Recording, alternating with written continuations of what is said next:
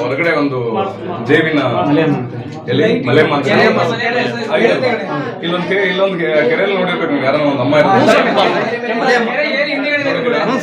ಮತ್ತೆ ನಮ್ಗೆ ಕನ್ನಡದಲ್ಲಿ ಒಂದು ಕರಿಯಮ್ಮ ಇದೆ, ತಮಿಳಲ್ಲಿ ಒಂದು ಕರಿಯಮ್ಮ ಇದೆ.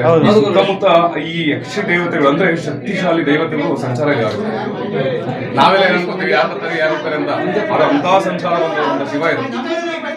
ಕೆಂಪಜ್ಜಿ ಅಲ್ಲೇ ಗೊತ್ತಿದ್ದಾಳೆ, ಆದ್ರೆ ಕೆಂಪಜ್ಜಿ ಬರ್ತಾಳೆ ನಿಮ್ಗೆ ಗೊತ್ತಿಲ್ಲ. ಅಜ್ಜಿ ಯಾವ ಬರ್ತಾಳೆ ಯಾವ ಹೋಗ್ತಾಳೆ ಅನ್ನೋ ಗೊತ್ತಿಲ್ಲ. ಅಜ್ಜಿ ಒಬ್ಬಳೆ ಬರಲ್ಲ, ಇಲ್ಲೊಬ್ಳವಳೆ ಎಲ್ಲ ಒಟ್ಟಿಗೆ ಇಲ್ಲಿ ಬರ್ತಾರೆ.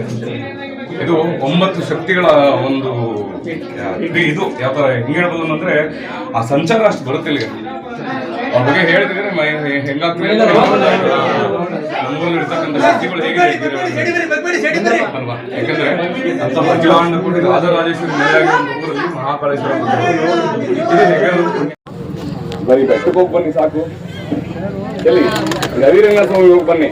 ಪ್ರಪಂಚದಲ್ಲಿ ಈ ಒಂದು ಇತಿಹಾಸದ ಲೆಕ್ಕಾಚಾರದಲ್ಲಿ ಹೋಗ್ತೀವಿ ಅಂದ್ರೂ ಇಲ್ಲ ಸ್ವಾಮಿ ಸ್ವರೂಪನಿನ ಲೆಕ್ಕಾಚಾರ ತಗೋತೀವಿ ಅಂತ ಹೇಳಿದ್ರು ಏನ್ ಸಮುದ್ರ ಮಂಥನ ಆದಾಗ ಸ್ವಾಮಿ ಅವತಾರವನ್ನು ಎತ್ಕೊಳ್ತಾರೆ. ಯಾರು? ಮಹಾವಿಷ್ಣು. ಹೋಗ್ತಾರೆ ಕಡೆಗೆ ಕಾಶಿ ಕಡೆ ತಲೆ ಇದೆ, ಕೂರ್ಮಾವತಾರ ಸ್ವಾಮಿ ಇದ್ದಾರೆ. ಮಹಾವಿಷ್ಣು ಇರ್ತಕ್ಕಂಥ ಕ್ಷೇತ್ರ ಇದು. ಎಲ್ಲೂ ಸಿಗಲ್ಲ ನಿಮ್ಗೆ ಕೂರ್ಮಾವತಾರದ ಸ್ವಾಮಿಗಳೆಲ್ಲ ಮಾಡ್ಕೊಂಡಿರ್ಬೋದೇನೋ ಅಷ್ಟೇ. ಬಟ್ ಸ್ವಯಂ ಸ್ವಾಮಿ ಇರ್ತಕ್ಕಂಥ ಒಂದು ಕೂರ್ಮಾವತಾರ ಲಕ್ಷ್ಮಣನವರು ವಾಸ ಇರ್ತಕ್ಕಂಥ ಒಂದು ಜಾಗ ಯಾವುದು? ಗವಿರಂಗನಾಥ ಸ್ವಾಮಿ ಬೆಟ್ಟ.